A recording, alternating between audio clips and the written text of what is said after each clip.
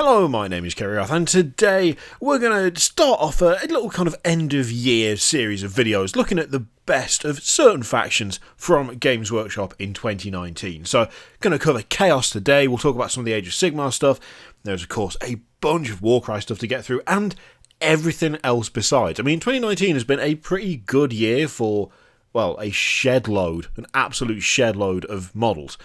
It's been pretty solid overall. And of course, we will cover Primaris stuff / Space Marine stuff as well. Although, we'll see how it goes. So, first up, we're going to talk about Chaos, because Chaos had a pretty significant rework this year. Let's be honest, a lot of stuff was changed up, was switched around, was upgraded, updated, and we had some solid models for Chaos this year.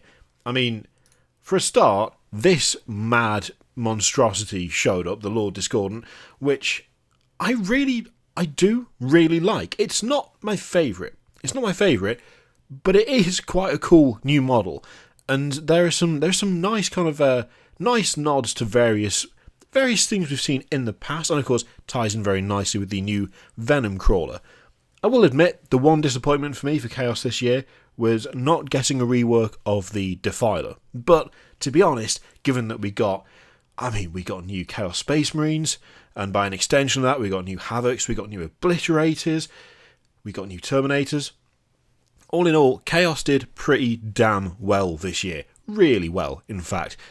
And I think it's fair to say that the vast majority of stuff they got, I was super happy with. After all, as shown by both these Terminators and the Chaos Space Marines themselves, a lot of the stuff that was updated, the stuff that wasn't like a brand new unit, they were pretty restrained. They were pretty good about it. They didn't go completely overboard. Something that was a little bit, I wouldn't say concerning, I wasn't losing sleep over it, but when it comes to the Death Guard stuff, the Death Guard range is quite busy. It can be quite over the top. There can be a bit of an excess of chains and chainmail and cracks and spikes and like weird gribbly bits. It can be quite a busy range overall.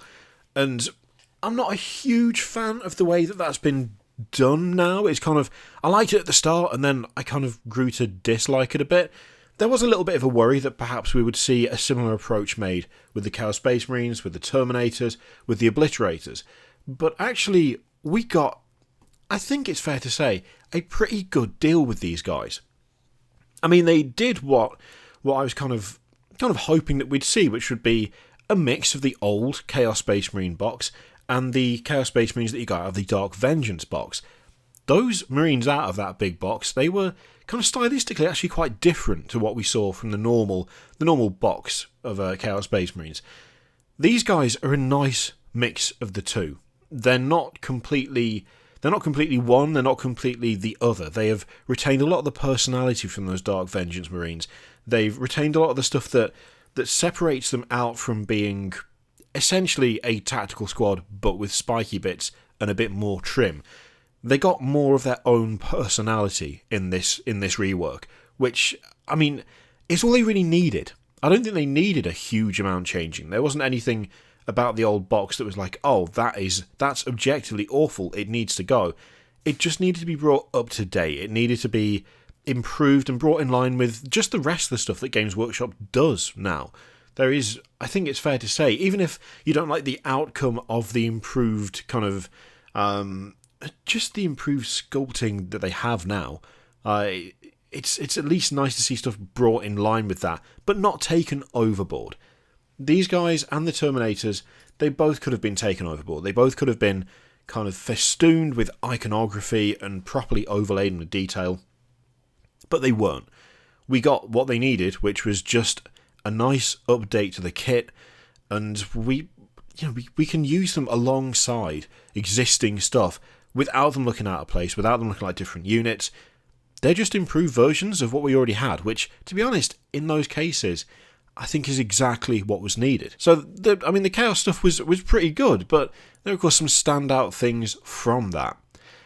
I mean, we can't do this list without talking about the War Master, without talking about Abaddon, and his model was like I think the perfect example of updating without going massively overboard. Yes, he is a lot bigger than he used to be, but that, I think, is absolutely fine for this particular person.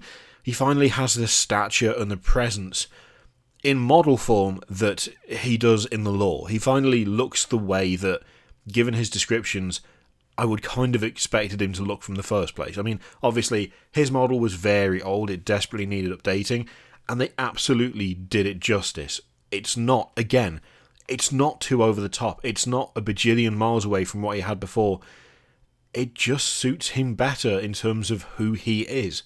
And the fact that they did things like give options for this model, I mean, the fact that there's a cloak that you don't have to use, the fact that you do have that bare head, but there is also the helmeted option as well.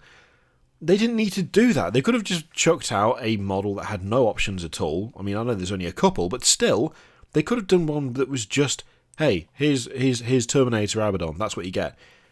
Having a little bit of customizability about it is more than I was expecting, and did nothing to detract from the actual overall presence of it. I think this is one of the best character reworks they've done. I would say that of all of the kind of updates they've done for characters, of all the newer models they've brought out, where, you know, figures that are massively significant in the lore have had something, have had an update. You know, they've been improved and reworked. This and Mephiston are the two that I like the most, because they are both just flat out upgrades without changing the personality, without going overboard, without being excessive, without making it look like a model of someone else with like the same gear. They've done a really good job with this one. I still have yet to actually put mine together and paint him, but that can be a project for the new year. However, of all the Chaos stuff, there are two models that make the absolute shortlist for me as to the best Chaos models that Games Workshop released over the year. And I'm not counting Warcry and all this, because I'm just talking like 40k for the most part, although one of these is of course usable in Age of Sigmar as well. The absolute top two models, Chaos-wise, 40k Chaos-wise anyway, for me, I mean, it's actually a draw. I know that's very unsatisfying, but there you go. It's genuinely a draw between this, which is of course the Chaos Knight, and this, which is the new Keeper of Secrets. Both of these models are absolutely fantastic to my eyes. I mean, the Chaos Knight is, I think, a perfect example of taking something loyalist and making it chaos, making it traitor, without like massively compromising the original design, and without making it look too busy, too over the top. Yes, we've got a fair few spikes, we've got a few chains, but there are a couple of fundamental changes to this thing's design that make it stand out even without that. There's the fact that on the carapace you have the exposed pipework instead of it just being plain armour. That alone does a huge amount to make it stand out from a normal Imperial Knight. That kind of curved carapace is, your eye kind of rests on it. It's a large part of the model, and having just that difference, as soon as you see it, it's like, that's a different thing. That's not the same. Similar shape, similar silhouette, but fairly clearly, straight on, it's recognisably not a loyalist mark. It's a mark of being chaos, of being traitor. In and of itself, it's like it's just exposed pipework, but it does a lot to differentiate that model from the loyalist version. And it's exactly the same thing with the legs. Making those legs backwards jointed makes a huge difference to the style of it, to the, like, almost to the attitude and the personality of it. Those legs look more aggressive. It makes it look faster, more predatory. And again, that does a lot to differentiate it from the loyalist versions. Demonstrably a similar vehicle, demonstrably the same origins, but you can tell just by looking at these things, they seem faster, they seem more aggressive, and it's down to things like the legs, the exposed pipework, like the additions to the Thunderstrike gauntlet, like the kind of spikes that come out the top. There's just lots of little changes that, even without the spikes and even without the chains, add up to make you look at it and go, that's not the same thing. it started out the same maybe, but it's absolutely not now. They've done just a ridiculously good job with it. It looks absolutely great. I love mine. I've nearly finished painting it now. And as soon as I have, I'm going to end up with another one, because why would you not? Because look at it. It looks fucking great. But there is also the new Keeper of Secrets. Now, I know this one was a bit more contentious, and this had a bit more in terms of like a divide of opinion. I know that quite a lot of you were disappointed because it wasn't as kind of excessive as it could have been. But that's actually one of the reasons I like it so much, to be honest. It is more restrained, and if you're not looking for more restrained from your Slaanesh stuff, then you're not going to like it as much. But it has such a good mix for me of kind of recognisably human elements combined with something completely alien. And there's things about it that are like overtly kind of sexual in nature, but all combined into this creepy, weird, just unsettling creature. It's one of the things I like most about it is the kind of creepy and unsettling side of Slaanesh. I think is something that could be explored a little bit more. This and the New Seekers, and I mean that what's she called? The demonette that's got the harp that's actually coming out of the dude's back. Those models do a great job of just bringing a new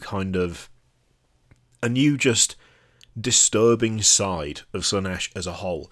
And this new Keeper of Secrets is like the perfect blend of it for me, just because it mixes familiar themes with a properly alien kind of body.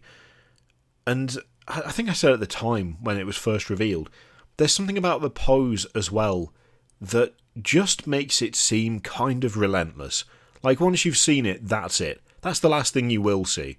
It is just calmly, steadily walking towards you, and there is absolutely nothing you can do. It's a model that has a lot of purpose for having such a simple pose, but it works really, really well. I still think between this and the Knight are by far my favourite two Chaos releases this year. By far. They both just have qualities that are... I just want them. More than any of the others. Like, I desperately want another Knight. And I'm absolutely going to be getting the Keeper of Secrets to go with the rest of the Emperor's Children stuff, because even if I didn't have an Emperor's Children army, I still just want to have it because of just how it is, how it looks. It's just one of those models that properly kind of grabbed me and went, yes, that's perfect for me. Of course, it might not be perfect for you. That's absolutely fine. It's always purely a subjective thing when it comes to models, all models. But yeah, those two especially are the standout ones. They're both just really, really fucking good models. So yeah, those are my two favourite models from the Chaos releases this year. Now, of course, there were more than just those, but I thought I would shortlist it, make it a bit more approachable rather than just go through all of the things that were released kind of point by point, because we have talked about these a lot before.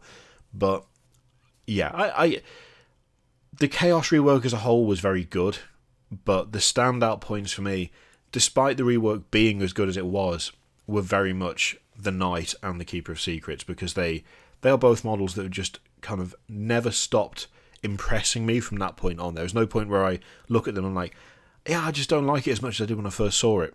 They have remained kind of up there as just great examples of really nice models. So yeah, those are my two favourite of the Chaos things for 40k at least this year. And there'll be another video probably tomorrow covering the Warcry stuff, because Warcry was a massive drop throughout this year, and there was some really cool stuff in there, but there's a couple of warbands that just stand out as being really, really exceptional. So yeah, thank you very much for watching. Let me know in your comments what your favourite model from Chaos was this year. The one that they released and were like, yes, that is perfect, that is the one I want. Let me know what you pick for Chaos's best offering in 2019. Feel free to click all the things, Patreon video, subscribe, all that stuff. Click it if you like, don't click it if you don't want to. And as always, there's an affiliate link in the description for Element Games, where if you click it and buy something, I get something for sending you that way. It's cheaper than buying direct from Games Workshop, and 10% of anything you spend will go to charity at the end of the month. So it's a nice way to support the channel because you were going to buy stuff anyway. It doesn't require any extra effort, and there's like a nice thing added onto it too. So you can do that if you'd like. I'll leave it in your capable hands. Thank you very much for watching. I'll see you next time.